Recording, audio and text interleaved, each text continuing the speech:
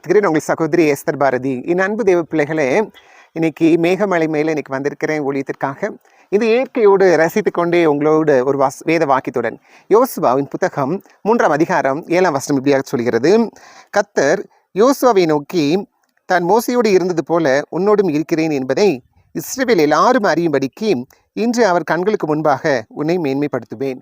பாருங்க அன்பு தேவ பிள்ளைகளே, மோசை இருந்து வழி நடத்தினார் இஸ்ரவேல் ஜனங்களை. ஆனால் மோசை இறந்த பிற்பாடு அந்த ஜனங்கள் யோசுவாவை நம்பணும். யோசுவா தலைமைத்துவத்தில் அதை நடக்க பண்ணணும். பல பேர் என்ன பண்ணியிருப்பாங்க, பேசியிருப்பாங்க, பின்னாடி பேசியிருப்பாங்க, மோசை போல இவர் நம்மளை நடத்த முடியுமா, அவர் நம்ம எப்படியெல்லாம் கடவுளுடைய வார்த்தையில் அதிசயமாக அடையாளங்கள் செய்து நம்மளை நடத்தினார், யோசுவாவில் அப்படி நடத்த முடியுமான்னு சொல்லி யோசுவாவை அற்பமாக பார்த்துருக்கலாம்.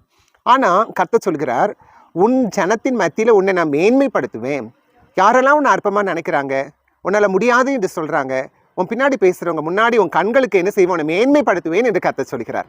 தேவ அன்பு ஜனமே, இன்றைக்கி நம்ம வாழ்க்கையில் கூட பல தடவை நம்ம சொந்த பந்தங்களே நம்மளை என்ன செஞ்சுருக்கலாம், அற்பமாக நினைக்கலாம், அசட்டை பண்ணலாம். ஆனால் கர்த்தர் சொல்கிறார், யார் முன்னாடி உன்னை மேன்மைப்படுத்த வேண்டுமோ, யார் உன்னை அவமானமாக பார்த்தாங்களோ அவங்க கண்களுக்கு முன்பாக உன்னை மேன்மைப்படுத்துவார்.